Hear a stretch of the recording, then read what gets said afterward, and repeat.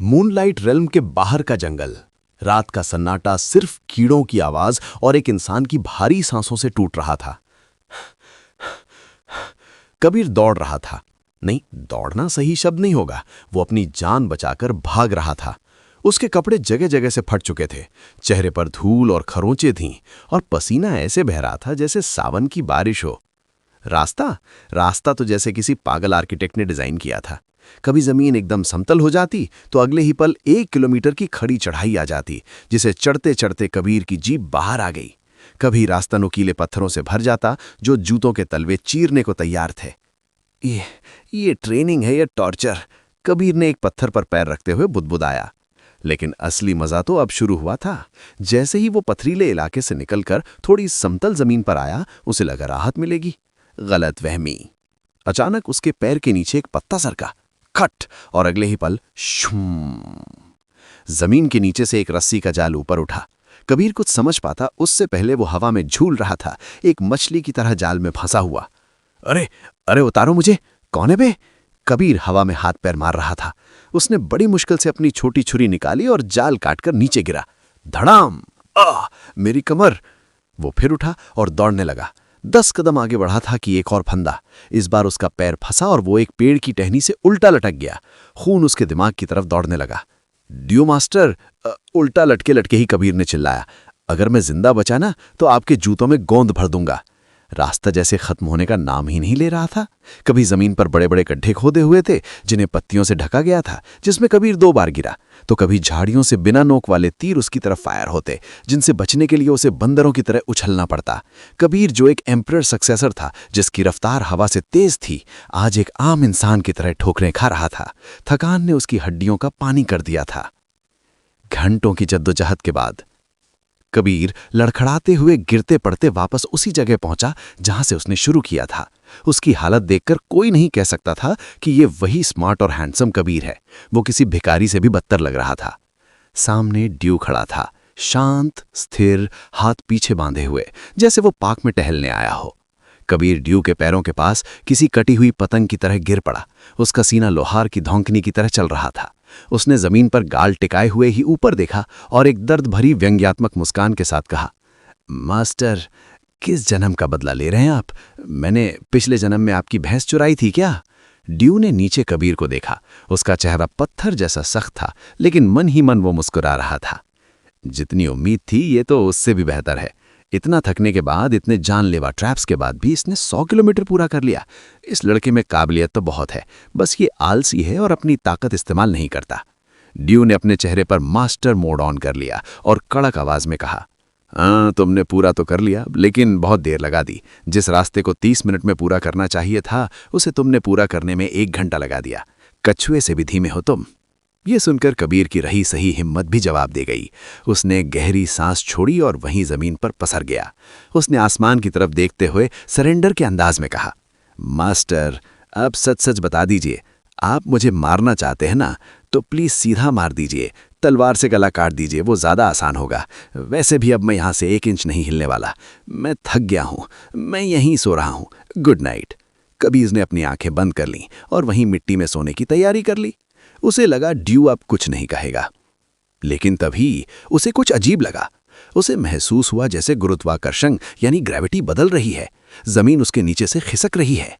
जैसे ही उसने हड़बड़ाकर आंखें खोलीं, दुनिया उल्टी हो चुकी थी। वो एक विशाल पेड़ की मजबूत टहनी से उल्टा लटक रहा था। एक रूहानी रस्सी ने उसके दोनों पैरों को जकड़ रखा था। उसका सिर जमीन से 10 फीट ऊपर झूल रहा था। सामने ड्यू खड़ा था, हाथ झाड़ते हुए। तुम्हें आराम करना था ना? तो लो, अब सुबह तक यहीं आराम करो। उल्टे लटकने से दिमाग में खून का प्रवाह अच्छा होता है। शायद तुम्हारी अक्ल ठिकाने आ जाए। सुबह मिलते हैं। कबीर की आंखें बहुत निकल आईं। वो पागलों की तरह झूलने लगा। मास्टर, ओ मास्टर, ये क्या कर रहे हैं आप? ऐसे कैसे सोऊंगा मैं? सारा खून दिमाग में जम जाएगा, ब्रेन हेमरेज हो जाएगा मुझे। प्लीज मास्टर, नीचे उतारिए ना। ड्यू ने उसकी चीख पुकार को अनसुना कर दिया और पलक झपकने वहां से जाने लगा। कबीर चिल्लाता रहा, अरे मास्टर, मजाक था यार, मैं तो बस जोक मार रहा था। प्लीज, अरे मेरी जैकेट नीचे गिर रही है। मास्टर। जब ड्यू नहीं रुका तो कबीर ने अपना आखिरी हथियार निकाला, बद्दुआ। वो झूलते झूलते चिल्लाया, मास्टर, आप मेरे साथ ऐसा कर रहे हैं ना, तो सुन लो, भगवान करे आपकी कोई गर्लफ्रेंड ना बने, आप कुंवारे मरो, और अगर गलती से बन भी गई तो कभी आप उसके साथ डेट पे जाओ और आपका पैंट। इससे पहले कि कबीर अपना वाक्य पूरा कर पाता, ड्यू के माथे पर एक नस फड़क गई। वो इरिटेट हो गया। उसने बिना पीछे मुड़े बस एक उंगली घुमाई। फटाक! हवा से एक ऊर्जा की पटकी बनी और कबीर के मुंह पर कसकर बंध गई। "म, म, म, कबीर की आवाज अब सिर्फ दबी हुई चीखों में बदल गई। ड्यू ने एक सुकून की सांस ली और अंधेरे में गायब हो गया, कबीर को वहां एक उल्टे लटके हुए चमगादड़ की तरह छोड़कर। उसी वक्त मूनलाइट रेल्म के अंदर स्काई सिटी के मीटिंग हॉल में, जहां डेविल यानी ध्रुवांश का शैडो क्लोन जैक और हडसन से सुरक्षा पर चर्चा कर रहा था, उसे एक खिंचाव महसूस हुआ। असली ध्रुवांश को उसकी जरूरत थी। डेविल की परछाई हिली और अगले ही पल वो काली धुंध बनकर वहां से गायब हो गया। वो सीधे महल के उस शाही कमरे में पहुंचा जहां ध्रुवांश और आयत थे। वहां का नजारा बेहद गंभीर और आध्यात्मिक था। आयत बिस्तर पर पालथी मारकर बैठी थी। उसकी आंखें बंद थीं, लेकिन उसका चेहरा तमतमा रहा था। उसके शरीर से भयानक स्तर की लाल रंग की ऊर्जा निकल रही थी। गॉड ब्लड उसके सिस्टम में तूफान मचा रहा था। ध्रुवांश उसके ठीक पीछे बैठा था। उसका एक हाथ आयत की नंगी पीठ पर था। क्लोन के वहां पहुंचते ही ध्रुवांश ने उसे वापस अपने अंदर सोख लिया। शुम! क्लोन के वापस आते ही ध्रुवांश की मानसिक और शारीरिक शक्ति दोगुनी हो गई। अब उसे उस उफनती हुई ऊर्जा को नियंत्रित करने के लिए अपनी पूरी एकाग्रता की जरूरत थी। उसने अपनी आंखें बंद कर लीं। ये ऊर्जा, ये बहुत ज्यादा है, ध्रुवांश ने मन ही मन सोचा। आयत का शरीर इसे अकेले नहीं संभाल सकता। मुझे इसे रिफाइन करके वापस उसके कोर में भेजना होगा, और जो एक्स्ट्रा है उसे अब्सॉर्ब करना होगा। कमरे में सन्नाटा था, लेकिन ऊर्जा के स्तर पर एक युद्ध चल रहा था। ध्रुवांश अपनी डिवाइन एनर्जी का इस्तेमाल करके आयत के अंदर के तूफान को शांत कर रहा था, उसे नई ताकत दे रहा था। यह प्रक्रिया बहुत नाजुक थी। एक गलती और आयत की नसें फट सकती थीं। अब चलते हैं जंगल के उस हिस्से में जहां हमारे हंटर शेफ्स का कारनामा चल रहा था। कई घंटों की कड़ी मेहनत और माही की डांट के बाद आखिरकार खाना बन चुका था, या यूं कहीं कुछ ऐसा बन गया था जिसे खाया जा सकता था, शायद। सभी लोग, माही, अनिकेत, विवेक, शुभम, कार्तिक, कौशल, प्रज्ञा, सिल्वी और बाकी सब अलाव के चारों ओर गोला बनाकर बैठे थे। उनके बीच में एल्डर रैल भी बैठे थे, जिनके चेहरे पर एक शरारती मुस्कान थी। सबके हाथों में पत्तों से बने प्लेट्स थे, और उसमें जो परोसा गया था उसे देखकर किसी के मुंह में पानी तो नहीं, पर आंखों में आंसू जरूर आ रहे थे। विवेक ने अपनी सब्जी को उठाया और उसे संदिग्ध नजरों से देखा। यार, विवेक ने अनिकेत से फुसफुसाया, ये आलू है या कोयला? ये तो काला है। अनिकेत ने एक जली हुई रोटी को तोड़ने की कोशिश की। रोटी कड़क आवाज के साथ टूटी, जैसे पापड़ हो। चुपचाप खा ले भाई, अनिकेत ने कहा। माही देख रही है, अगर शिकायत की तो वो हमें यहीं रोटी खिला खिला कर मारेगी। माही ने सबको घूर कर देखा। क्या खुसर पुसर चल रही है? खाना वेस्ट नहीं होना चाहिए, प्रोटीन है इसमें, शायद। प्रज्ञा ने सूप का एक घूंट भरा और उसका चेहरा ऐसा बन गया जैसे उसने करेला खा लिया हो। कार्तिक, तूने इसमें सच में चीनी डाल दी थी ना? ये मीठा सूप है। कार्तिक ने मासूमियत से कंधे उचकाए। इनोवेशन यार, फ्यूजन फूड। सब मुंह बना बना कर खाना खा रहे थे। सिर्फ एल्डर रैल मजे से खा रहे थे। उन्हें अपनी जवानी के दिन याद आ रहे थे जब वो भी ऐसी गलतियां करते थे। लेकिन इस शोरगुल से दूर सिल्वी का ध्यान कहीं और था। उसने खाना खा लिया था, या शायद खाने का नाटक किया था। वो अपनी जगह से उठकर थोड़ा दूर एक पेड़ के नीचे जा बैठी थी। वो ऊपर देख रही थी। वहां का आसमान थोड़ा अलग था। यहाँ तारे ज्यादा चमकीले थे, शायद पोल्यूशन ना होने की वजह से, यहाँ डीमन के होने की वजह से, वहां की बढ़ी हुई स्पिरिचुअल एनर्जी की वजह से। सिल्वी की आंखों में ध्रुवांश का चेहरा था। ध्रुवांश, उसने मनी मन सोचा, आप कहाँ हैं? क्या आप ठीक हैं? वो रानी आयत, उसके साथ आप? उसका दिल थोड़ा भारी था। एक तरफ कबीर पेड़ से उल्टा लटका हुआ अपनी किस्मत को कोस रहा था, दूसरी तरफ ध्रुवांश आयत की जान बचाने और अपनी ताकत बढ़ाने में लीन था, और तीसरी तरफ सिल्वी तारों में अपना प्यार ढूंढ रही थी। रात गुजर गई और फिर आई सुबह। मूनलाइट रेल्म के बाहर वाले जंगल में सूरज की सुनहरी किरणें पेड़ों के बीच से छनकर आ रही थीं। चिड़ियां चहचहा रही थीं। मौसम सुहावना था, लेकिन हमारे हंटर्स के लिए ये सुबह किसी बुरे सपने की तरह शुरू होने वाली थी। अनिकेत और विवेक अभी भी गहरी नींद में थे। वे सपने देख रहे थे कि वे अपने आलीशान बेडरूम में सो रहे हैं। अचानक उन्हें लगा कि उनके बिस्तर पर बारिश हो रही है। चपाक! हाँ बाप रे, बाढ़ आ गई। अनिकेत और विवेक एक झटके में चीखते हुए उठ बैठे। उनका पूरा शरीर कांप रहा था। किसी ने उन पर बाल्टी भर भर के बर्फ जैसा ठंडा पानी डाल दिया था। वे हड़बड़ाकर खड़े हुए, अपनी आंखों से पानी पोंछा और सामने देखा। वहां एल्डर रैन खड़े थे जिनके चेहरे पर एक शैतानी मुस्कान थी, और उनके बगल में माही खड़ी थी, हाथ में खाली बाल्टी लिए। माही ने सबको घूर कर देखा। क्या खुजर पुजर चल रही है? खाना वेस्ट नहीं होना चाहिए, प्रोटीन है इसमें शायद। प्रज्ञा ने सूप पे एक घूंट भरा और उसका चेहरा ऐसा बन गया जैसे उसने करेला खा लिया हो। कार्तिक, तूने इसमें सच में चीनी डाल दी थी ना? ये मीठा सूप है।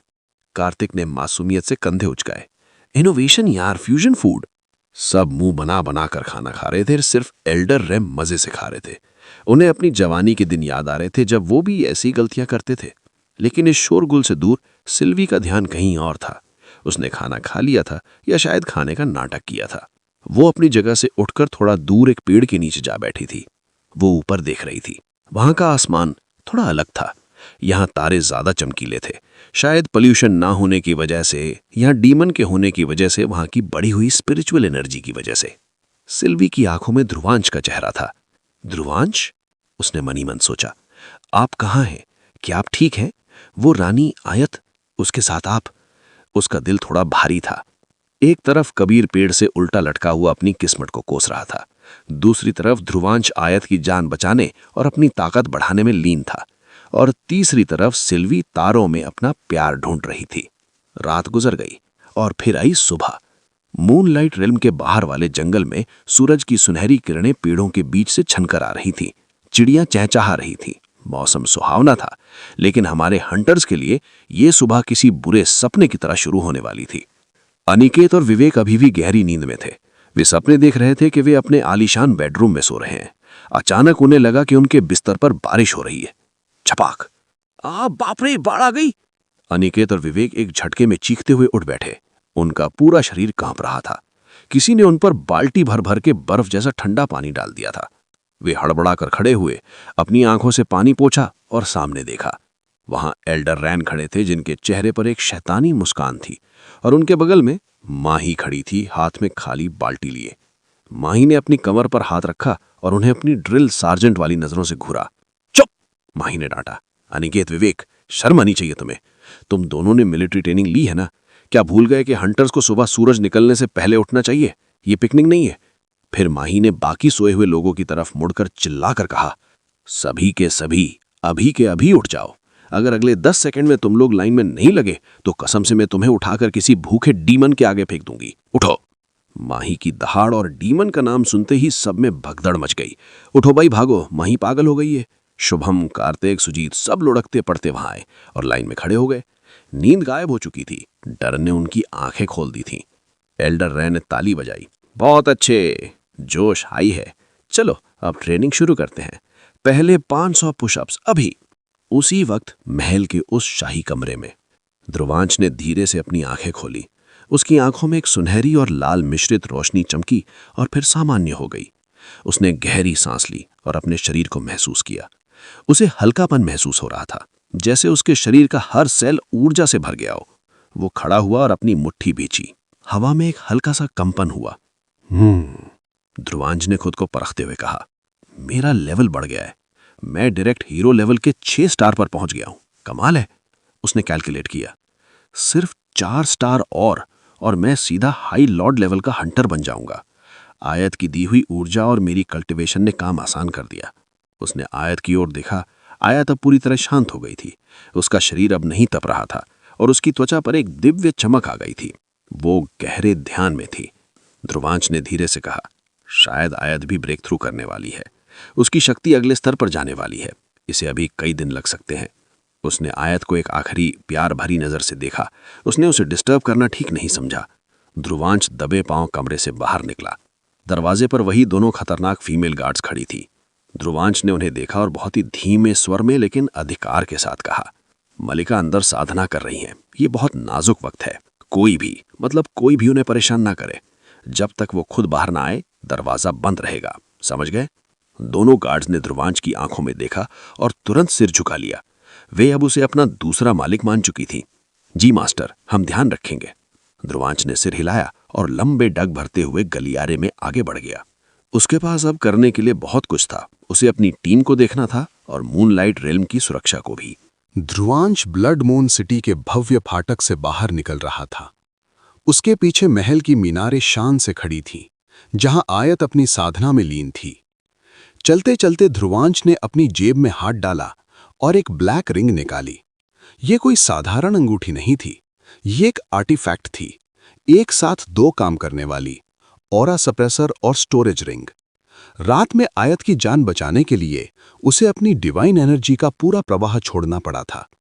ऊर्जा का प्रवाह इतना प्रचंड था कि उसे डर था कहीं ये अंगूठी उस दबाव से टूट ना जाए, इसलिए उसने इसे उतार के रख लिया था। उसने अंगूठी को अपनी उंगली में पहना। क्लिक, एक हल्की सी काली रोशनी चमकी और गायब हो गई।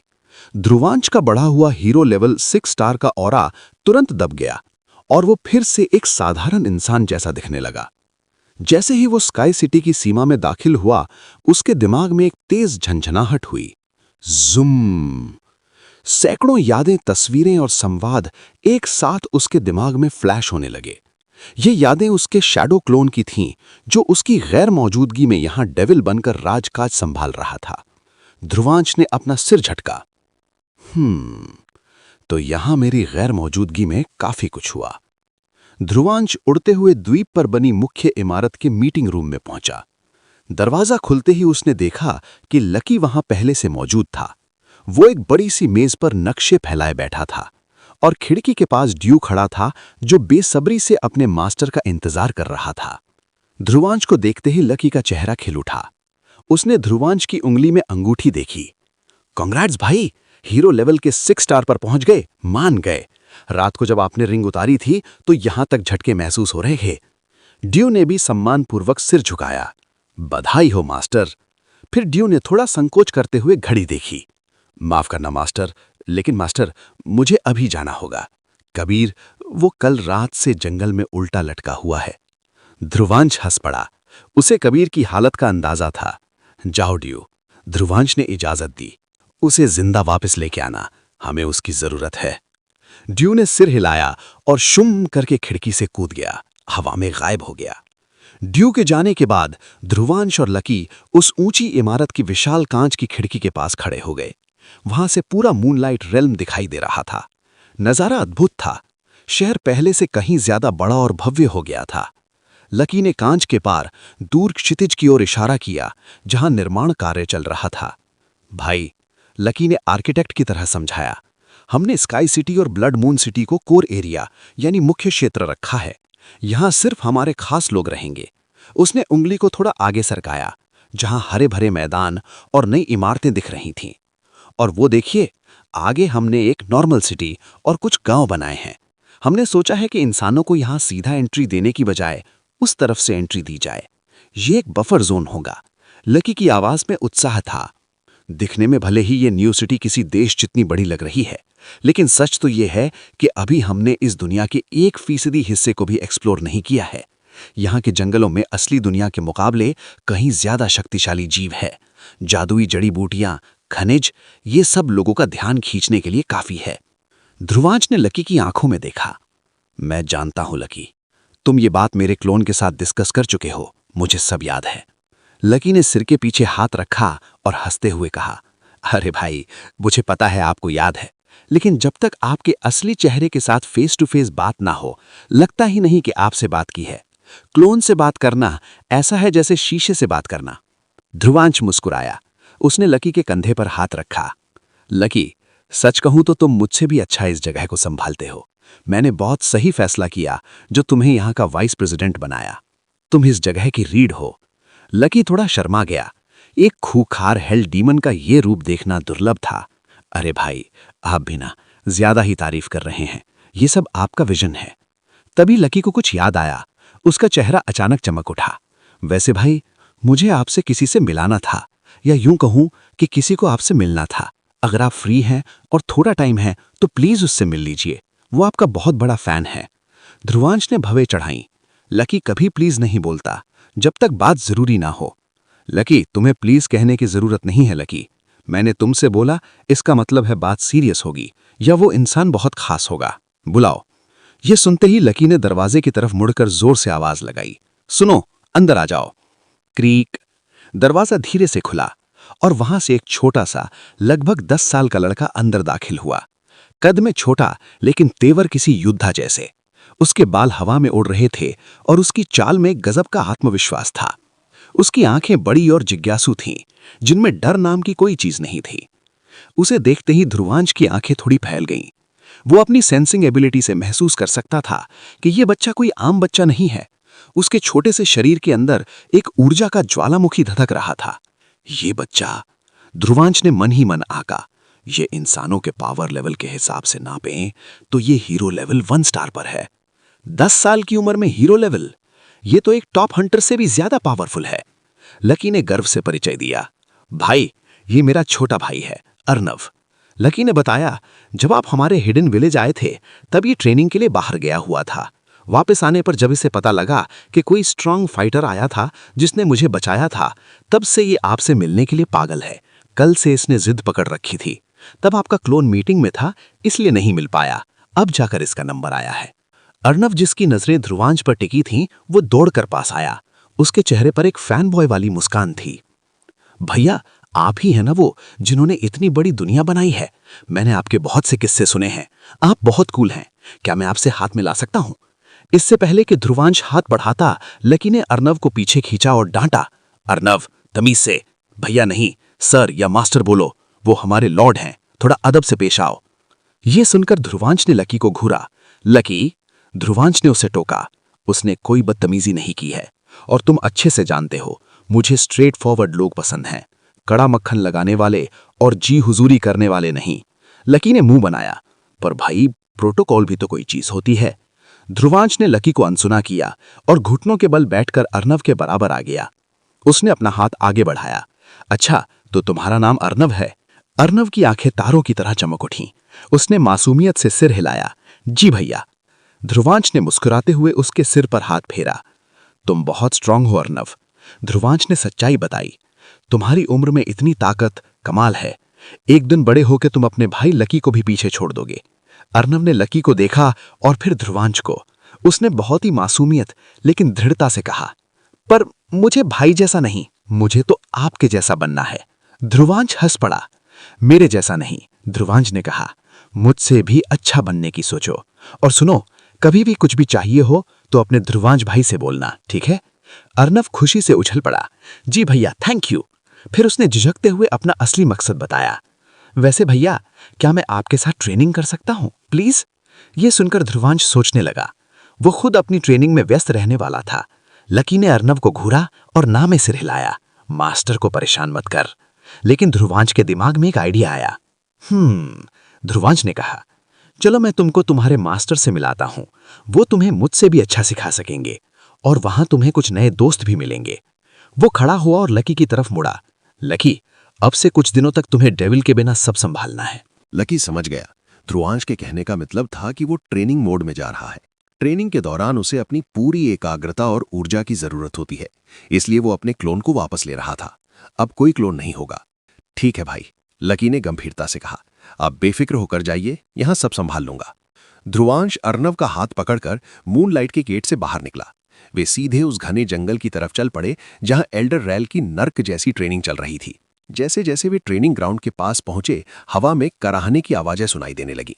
जब वे वहां पहुंचे तो नजारा किसी युद्ध के मैदान जैसा था, जहां एक तरफा हार हुई हो। माही, अनिकेत और विवेक जमीन पर गिरे पड़े थे।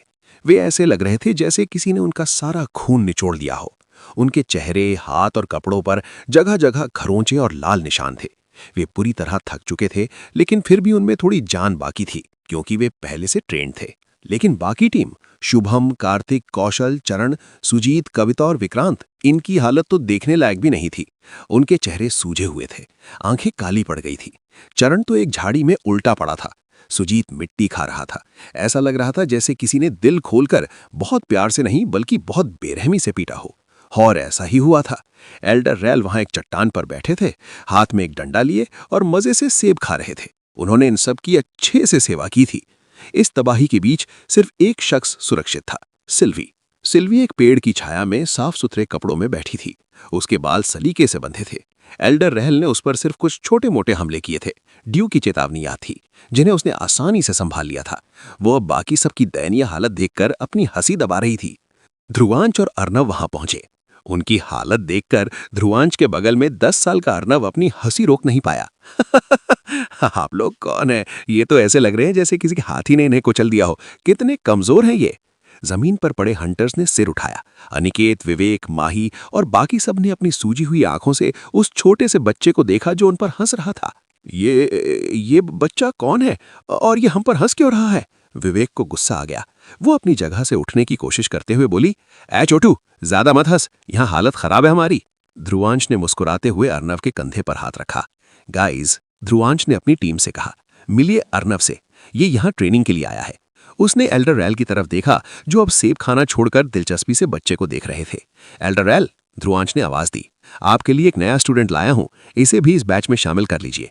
अनिकेत ने हंसते हुए दर्द में भी कहा, क्या ये बच्चा? भाई ध्रुवांश, तुम इसे मरवाना चाहते हो क्या? एल्डर रैल इसे कच्चा चबा जाएंगे। चरण, जो अभी होश में आया था, उसने भी ताना मारा, बच्चे घर जाओ और कार्टून देखो, ये बड़ों का खेल है। अर्नव की हंसी रुक गई।